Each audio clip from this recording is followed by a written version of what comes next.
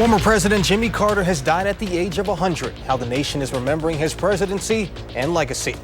Then a review of a year in Wisconsin politics. Democrats gained seats in the state legislature in the last election. How that is shaping up policy for the next session. And New Year's can be especially difficult for those trying to get sober. We speak with one expert on how you can enjoy the holiday while avoiding alcohol. You're watching News 3 now at 5.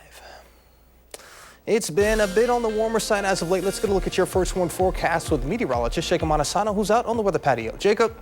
Thanks, Jalen. We are going to see above average temperatures continue for New Year's Eve, but there's going to be a big switch in the temperatures going forward. But first, here's a look at the current conditions, 35 degrees. We are seeing a good amount of cloud cover, calm winds, not as much fog as we've seen over the last couple of days, which is the good news. Looking at temperatures across the region, a lot milder closer to Lake Michigan where temperatures are in the 40s, but most of our area in the 30s, a few locations below freezing. There is still some foggy spots, especially further northwest near La Crosse and further up north towards Juneau and Adams County. And there also is still a dense fog advisory in effect until midnight for western and northwestern counties. But the fog is not going to be a big issue for New Year's Eve. The story for New Year's Eve will be the precipitation. Right now you can start to see some of those flurries move into southwestern Wisconsin, and zooming further out you can see a lot of rain and a mixture of rain and snow, and that's going to expected to move in this evening and continue overnight. I'll talk more in detail about this coming up a little bit later. It was good, Jacob. We'll see you then. President Jimmy Carter passed away at the age of 100. As the elder statesman of the most exclusive club in the world, Carter got to know the presidents who followed him to the White House. Erica Brown is in Washington, D.C. with their reaction. President Biden ordered the flag at the White House and all federal buildings be lowered to half staff in tribute to the 39th president, Jimmy Carter. Millions of people all around the world, all over the world, feel they lost a friend as well, even though they never met him. And that's because Jimmy Carter lived a life measured not by words, but by his deeds. Biden's praise of Carter's character was echoed in the statements from the other living presidents. Former President Bill Clinton praised Carter for his tireless work to make the world a better place. Former President George W. Bush said that Carter dignified the office. And former President Barack Obama said Carter promised to always tell the truth. And he did, advocating for the public good, consequences be damned. Bravery lives in every heart, and someday it'll be summoned. Every time it was summoned, he stepped up. Every time, politically, personally, morally. President-elect Donald Trump, who'd been a vocal Carter critic, relayed a story to historian Douglas Brinkley about the two meeting in 2016. Immediately, Carter said to Trump, now I'm trying to save lives around the world, with the guinea worm, and we're doing this at the Carter Center, and I need a substantial gift of money from you. I love that. He guilted him, right? He guilted, and Trump said, that's the first time I ever figured out how he became president. Sunday, Trump said on social media, while he strongly disagreed with Carter, the late president worked hard to make America a better place. And for that, I give him my highest respect. Carter will lie in state at the U.S. Capitol next week. Erica Brown, CBS News, Washington. And up next at 6, we hear from people around Wisconsin on how the Carter's efforts impacted their lives. In the state capitol, lawmakers are preparing to return to work after the first of the year. The elections this November will have an impact on who returns and what kind of laws will be passed. Political reporter Will Keneally has more. Will. Well, Jalen, this November, Republicans did well nationally taking back the White House, but Democrats did well down ballot here in Wisconsin. In the state Senate here, it looks a little bit more 50-50 than it did 2 years ago. That's because Democrats picked up 4 seats, changing the dynamic of the chamber. Yeah, well, I think I'm going to be talking a lot more to Senator Lemieux and Senator Falkowski moving forward. By necessity, because Democrats gained 4 new seats in the state Senate. I don't know if they're going to be able to get to their 17 votes needed in the state Senate to pass a budget without Democratic votes. Democrats have 15 seats in the state Senate to Republicans' 18. That means if only 2 Republicans defect, that puts Democrats in the majority and the driver's seat. Senate Minority Leader Dianne Hesselbein hopes that means bipartisanship in the new year. I have a little bit of a relationship with both of them. I hope that bodes well for the entire Senate moving forward. Imagine the U.S. Congress, the narrower the majority, the less that gets done. The dynamic is different in the state assembly. Republicans lost 10 seats in that chamber, but Assembly Speaker Robin Vos says that doesn't matter. We do have a narrow majority, but the good thing is for the Assembly Republicans, we have always operated under a consensus model where we sit, we argue, we debate, we yell and scream at each other, but we get to a consensus and we walk out united. That's good with 64 people. It'll be good with 54 people. It's the same model. I think it's been effective for us, and hopefully we'll keep using it going forward. Now, I showed you the margin in the state Senate. In the state Assembly, Republicans can only lose 5 votes there before Democrats are in the driver's seat. Now, that means that we'll see a lot of attention drawn to each individual lawmaker in the new year. Sounds good, Will. Thank you. The Wisconsin Supreme Court is expected to reject a proposal requiring municipal courts to provide interpreters for people with limited English ability.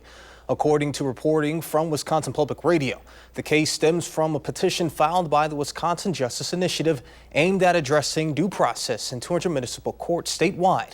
The court is concerned about the lack of interpreters already in the court system and the possible added cost. Supreme Court justices are now asking the Wisconsin Judicial Council to explore other options. One person is dead after an apartment complex fire Sunday morning in McFarland. Around 10 a.m., McFarland Fire and Rescue, along with McFarland Police, responded to a structure fire on Polson Court at a 4-unit building. Upon arrival, first responders found smoke and fire, and after putting out that fire, fire crews found a person who had died in the fire. The cause of the fire at this moment is unknown, so the investigation is ongoing. And this afternoon, Madison police say a man is in custody after pushing a woman to the ground and attempting to steal her purse. Officers were called Sunday to the DoubleTree by Hilton, Madison East, near Easttown Mall for an attempted strong-arm robbery. A 23-year-old man ran up to a woman, pushed her to the ground, and tried to steal her purse. That man was unsuccessful after a bystander tackled him and got the purse back. Police later found and arrested the 23-year-old for an attempted strong-arm robbery, battery to an elderly person, and a warrant out of Sauk County. For many of us, New Year's Eve involves a long night of celebrations and drinks that can be pretty isolating and sometimes dangerous for those recovering from alcohol or substance abuse disorder. Armand Rahman spoke to experts on how everyone can bring in the new year safely. Jalen, a toast of champagne is synonymous with most New Year's celebrations, but experts say it doesn't have to be to celebrate sobriety. We all kind of grow up with thinking that New Year's Eve, hey, it's time to party. But for people in recovery from alcohol or substance addiction, this is a challenge. SSM Health's Dr. Christopher Harkin has worked with patients battling addiction his whole career, 30 years. Recovery during the holidays is also on his mind. I've got my own sobriety now for 21 and a half years. Dr. Harkin says surrounding yourself with people who support your sobriety is important. And if you are going out with friends who do drink, go with a plan. It was kind of have a scripted thoughts ahead of time of like when somebody says, hey, it looks like you're not drinking tonight. You say, yeah, this is my New Year's resolution. I'm not going to drink anymore, and I'm going to hold to it. I'm going to start it right now. And if you have a friend working on getting on the wagon, make them a champion. Show everybody else. Maybe that's a perfect opportunity for you to say, you know what? I'm going to join you today and not drink. And if you do invite them to something, make sure you have lots of non-alcoholic drinks available for them. Non-alcoholic beverages like mocktails, NA beers, and wines may seem like an easy idea, but he says to be careful. If you feel like you can do that without that triggering, without the taste of those things triggering you to actually want the alcohol, yeah, that's okay. But the problem is that sometimes that is an easy way to sneak. Mental health professionals say the holidays can also be a time to reevaluate some of your traditions. Adria Payne is a peer support specialist with Safe Communities. This will be my 5th consecutive year sober. Staying connected and not isolated is really important. At least it has been in my own recovery. She says there are sober celebrations throughout the area and often hourly AA meetings. There's lots of support groups. You could just Google Zoom meetings. The holidays and recovery can seem daunting, but these professionals say it's always worth it. For one, I remember it. And 2, I'm present and I'm here with people now in this moment. And I couldn't fully be there before. And there's something really powerful in that. Monona Serenity Group has AA meetings almost every hour and a masquerade ball event to count down to midnight. Sounds good, Armand. That's awesome. 58 people are now no longer at risk of eviction after the Dane County Department of Human Services used one-time funding for a hoarding cleanup initiative. Funding for the cleanup came from the American Rescue Plan funding totaling just over $300,000. According to the Wisconsin DHS, a significant cause of housing loss for older adults is unsafe living in a hoarded home. The average cost of cleanup was just over $5,000 per person, while biohazard cleanups were an average of $10,000. Those involved in the cleanup will also be receiving continuing care to address the issue of hoarding. With the holidays coming to a close, gas prices may be at their lowest point for quite some time. That's according to the company Gas Buddy that keeps track of gas prices all over the country. Wisconsin's average is at $2.75 a gallon, which is roughly 20 cents lower than the national average. We also have lower gas prices than Illinois and our other neighbors due to cheaper gas taxes and how close we are to production facilities. Have very close proximity to major refineries down in Illinois and Northwest Indiana that provide much of Wisconsin its fuel, as well as refineries in Minnesota. DeHaan says that prices could start to go up due to refinery maintenance and switching over to spring gasoline. He added that 2025 should be the third straight year of lower gas prices. A cool down and some possible snow in our forecast. Our Jacob Montesano breaks down what to expect. And researchers are continuing to track the bird flu and the potential risk it poses if it goes unchecked. On Wall Street today, the Dow Jones is down 418 points, NASDAQ 235, and the S&P 500 down 63.9. We'll be back.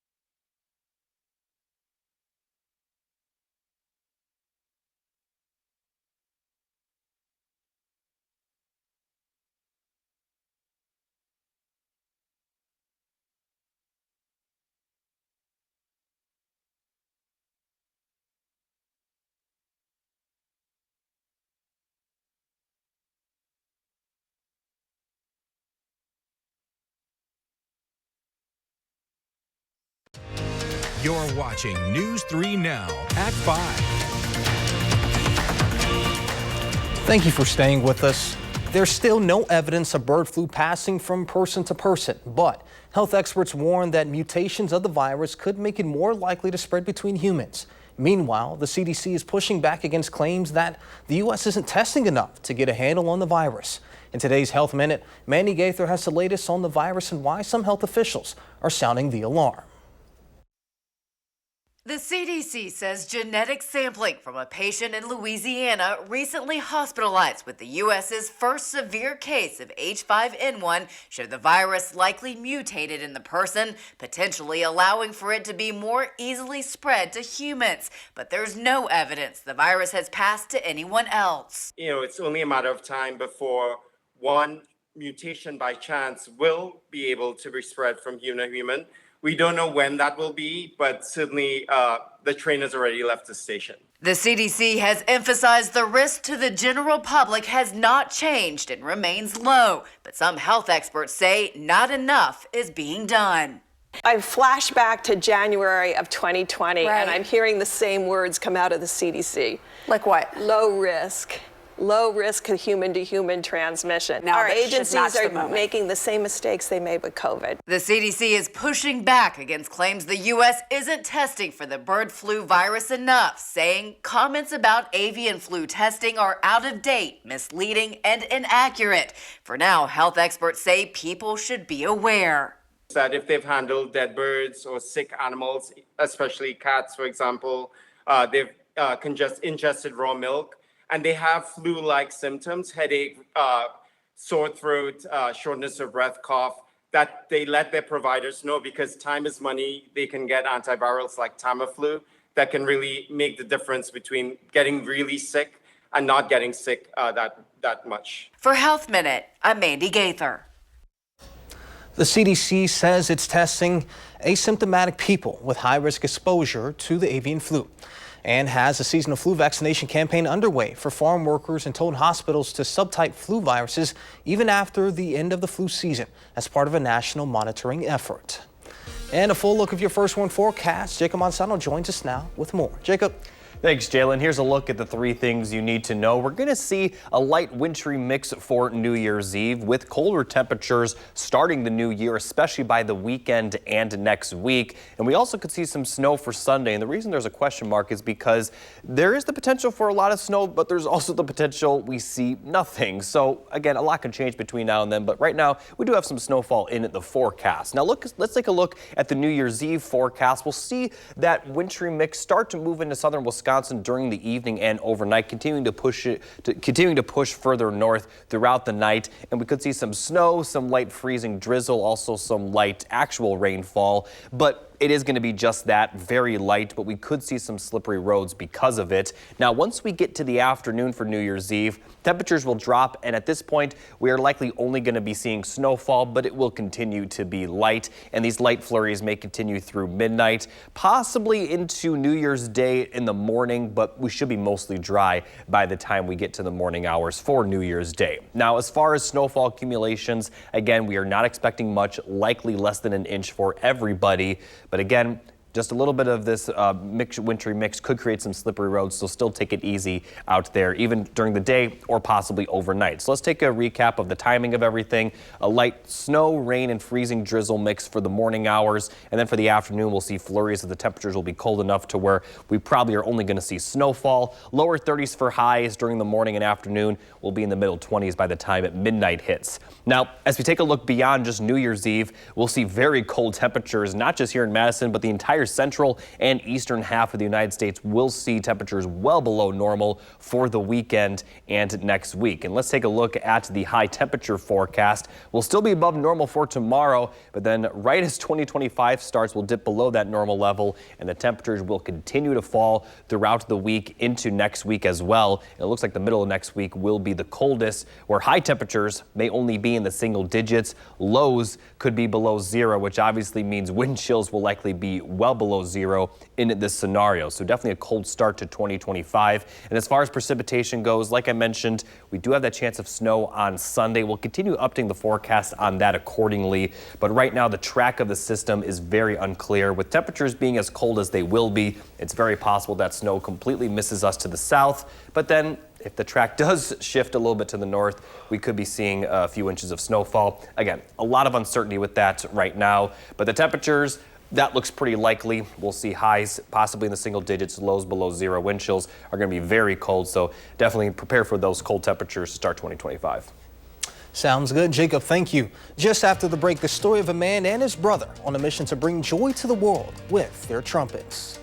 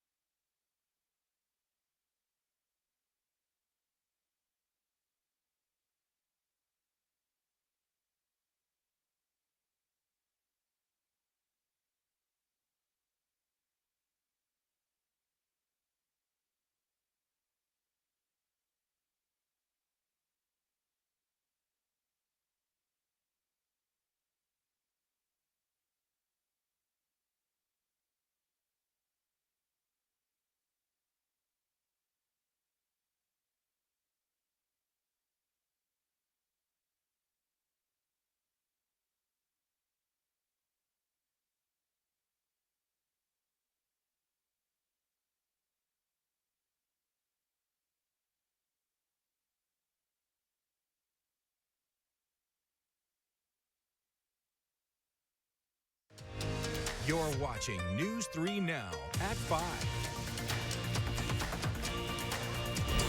Now to some more local news. A burglary in downtown Madison from over the weekend leaves one local business with an estimated total loss of $20,000.